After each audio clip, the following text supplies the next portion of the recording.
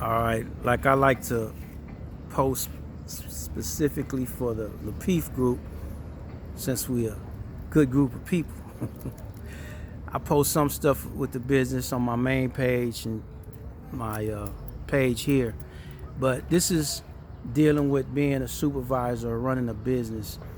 One of the things I had to learn was I had to learn how to talk to people, because I've seen black folks have a business and then they don't know how to talk to the customers or don't know how to talk to their clients.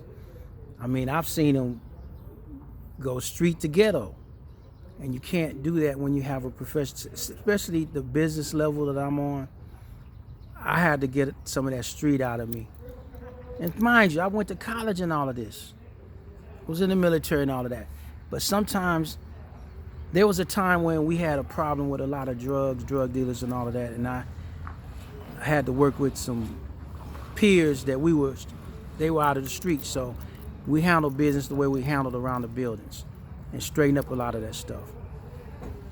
And that takes a certain mentality, because I had to deal street, but I had to be even-minded, because people on the streets won't be respected, otherwise they get mad, want to pull guns and all that, and we had to pull guns and that kind of shit.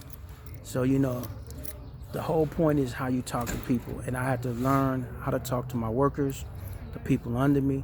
You can't just cuss people out. You got to have a very even keel attitude, personality, that kind of stuff.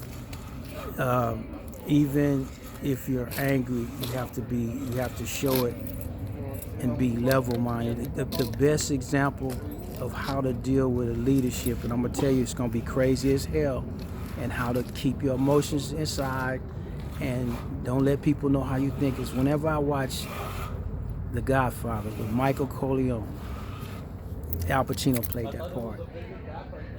He did not let anybody know what he was thinking, and you couldn't tell by his expression if he was angry. So, all right, no problem. You all did a good job, though. Thank you. No problem. You see everything swelling?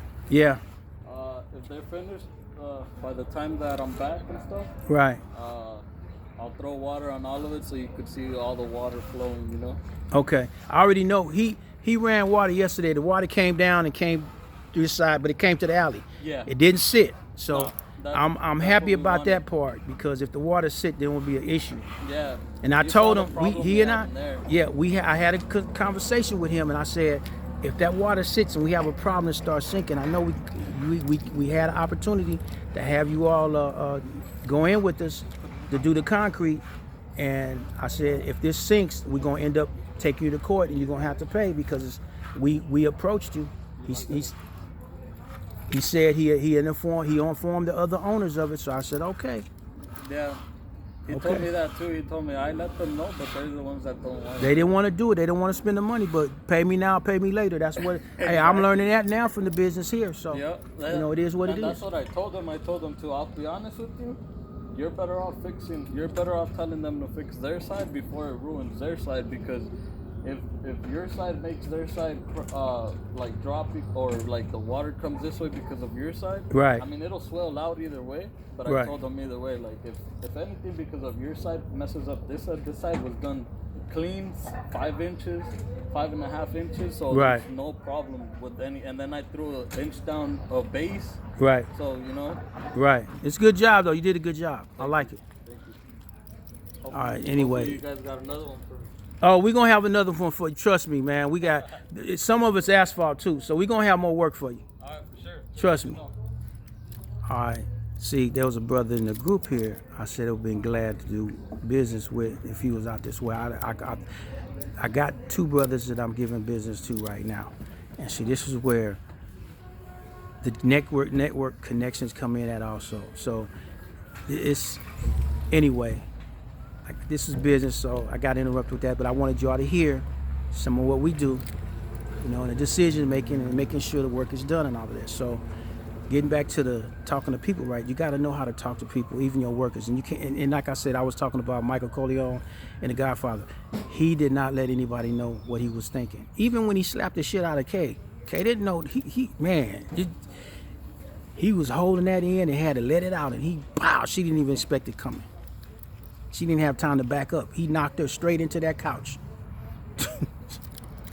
But the whole point is, I've seen with blacks that have businesses, they get that Caesar Napoleon type attitude, not so much of complexes. I mixed Caesar in there because Caesar wasn't actually necessarily a short man. Napoleon was, but just because you have authority and power with people doesn't mean you have to talk to people any old kind of way. You can't do that.